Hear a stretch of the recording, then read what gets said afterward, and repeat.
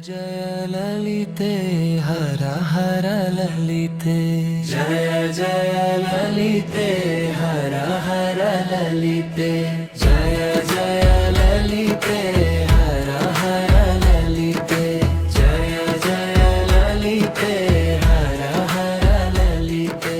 ನನ್ನೆಲ್ಲ ಆತ್ಮೀಯರಿಗೂ ಕೂಡ ನಮಸ್ಕಾರ. ಲಲಿತಾ ಸಹಸ್ರನಾಮದ ದಿನಕ್ಕೊಂದು ನಾಮ ಭಾವಾರ್ಥ ಸರಣಿಗೆ ತಮ್ಮೆಲ್ಲರಿಗೂ ಕೂಡ ಭಕ್ತಿಪೂರ್ವಕ ಸ್ವಾಗತವನ್ನು ಹೇಳ್ತಾ, ನಾವಿಂದು ಲಲಿತಾ ಸಹಸ್ರನಾಮದ 60ನೇ ನಾಮವಾಗಿರತಕ್ಕಂತಹ ಕದಂಬ ವನವಾಸಿನಿ ಎಂಬಂತಹ ನಾಮದ ಭಾವಾರ್ಥವನ್ನು ತಿಳಿದುಕೊಳ್ಳೋಣ. ಕದಂಬ ವನವಾಸಿನಿ ಎಂಬಂತಹ ನಾಮವು ಲಲಿತಾ ಪರಮೇಶ್ವರಿಯ ದಿವ್ಯವಾಗಿರತಕ್ಕಂತಹ ಸೌಂದರ್ಯ ಮತ್ತು ಕರುಣೆಯ ಸಂಕೇತವಾಗಿರತಕ್ಕಂತಹದ್ದು.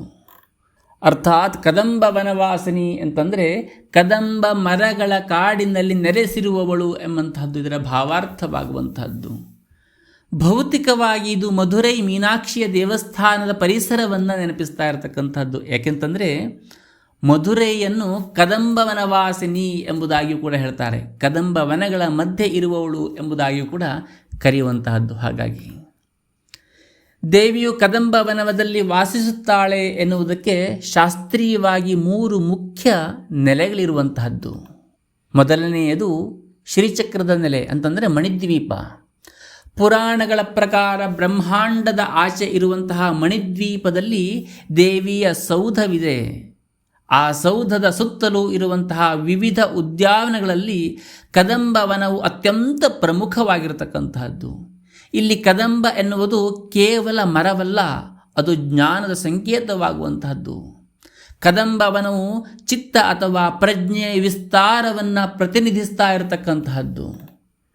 ಎರಡನೆಯದಾಗಿ ತಾಂತ್ರಿಕ ಹಿನ್ನೆಲೆ ಅಂತಂದರೆ ಶ್ರೀವಿದ್ಯಾ ಉಪಾಸನೆಯಲ್ಲಿ ಕದಂಬ ವೃಕ್ಷವು ದೇವಿಯ ಮೆಚ್ಚಿನ ವೃಕ್ಷವಾಗಿರತಕ್ಕಂತಹದ್ದು.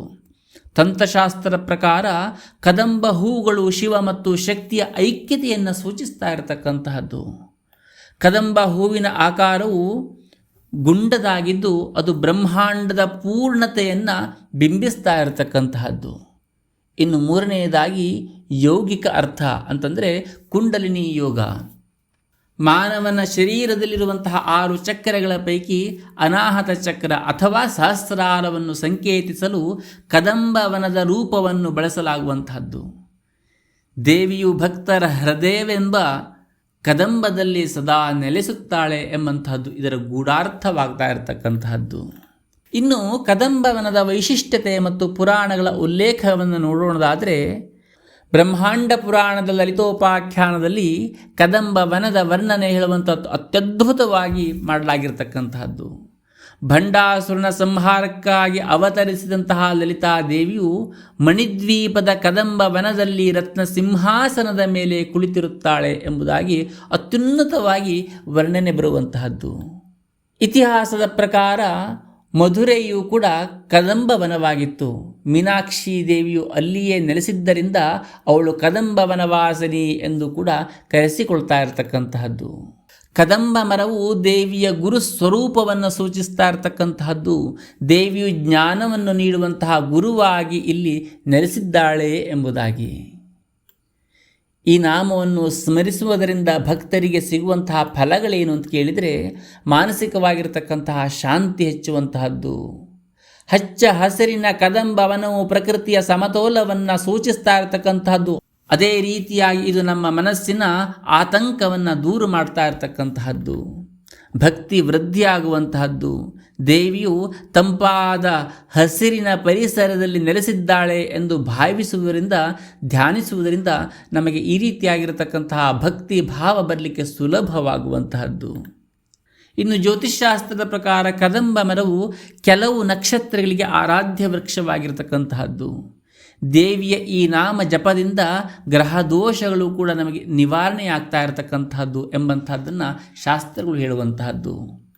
ಅಂತಿಮವಾಗಿ ಹೇಳೋಣದಾದರೆ, ಕದಂಬ ವನವಾಸಿನಿ ಎಂಬಂತಹ ನಾಮವು ದೇವಿಯು ಐಶ್ವರ್ಯ ಮತ್ತು ವಾತ್ಸಲ್ಯದ ಸಮ್ಮಿಶ್ರಣವಾಗಿರತಕ್ಕಂತಹದ್ದು. ಭೌತಿಕವಾಗಿ ಅವಳು ಪ್ರಕೃತಿಯ ಆರಾಧ್ಯವಾಗಿ, ತಾಂತ್ರಿಕವಾಗಿ ಶ್ರೀಚಕ್ರದ ಅಧಿದೇವತೆಯಾಗಿ ಮತ್ತು ಆಧ್ಯಾತ್ಮಿಕವಾಗಿ ನಮ್ಮ ಪ್ರಜ್ಞೆಯ ಆಳದಲ್ಲಿ ನೆಲೆಸಿದ್ದಾಳೆ ಎಂಬಂಥದ್ದನ್ನು ಹೇಳುವಂಥದ್ದು. ಈ ನಾಮದ ಜಪವು ನಮಗೆ ಪ್ರಕೃತದಲ್ಲಿ ಮೇಲಿನ ಪ್ರೇಮವನ್ನು ಮತ್ತು ದೈವಿಕ ಸಾನ್ನಿಧ್ಯದ ಅನುಭೂತಿಯನ್ನು ನೀಡುವಂತಹದ್ದು. ಆ ಜಗನ್ಮಾತೆ ಲಲಿತಾ ತ್ರಿಪುರ ಸುಂದರಿಯು ಎಲ್ಲರಿಗೂ ಸಹ ಪ್ರೇಮ ಭಾವವನ್ನು ಮತ್ತು ದೈವಿಕ ಸಾನ್ನಿಧ್ಯದ ಅನುಭೂತಿಯನ್ನು ನೀಡಲಿ ಎಂಬುದಾಗಿ ಪ್ರಾರ್ಥಿಸುತ್ತಾ, ಶ್ರೀವಿದ್ಯಾ ಪ್ರತಿಷ್ಠಾನದಲ್ಲಿ ಸಂಕಲ್ಪಿತವಾಗಿರತಕ್ಕಂತಹ ಕೋಟಿ ಲಲಿತಾ ಸಹಸ್ರನಾಮ ಮಹಾಯಾಗದಲ್ಲಿ ತಾವೆಲ್ಲರೂ ಕೂಡ ಪಾಲ್ಗೊಂಡು ಪ್ರತಿನಿತ್ಯವೂ ಕೂಡ ಸರ್ವ ಸೌಭಾಗ್ಯದಾಯಕ ರೀತಿಯ ಲಲಿತಾ ಸಹಸ್ರನಾಮವನ್ನು ಪಾರಾಯಣವನ್ನು ಮಾಡ್ತಾ ಆ ಜಗನ್ಮಾತೆಯ ಅನುಗ್ರಹಕ್ಕೆ ಪಾತ್ರರಾಗಿ ಎಂಬುದಾಗಿ ಹೇಳ್ತೇನೆ. 61ನೆಯ ನಾಮದ ಭಾವಾರ್ಥವನ್ನು ನಾಳೆಯ ದಿನ ತಿಳಿದುಕೊಳ್ಳೋಣ. ನಮಸ್ಕಾರ.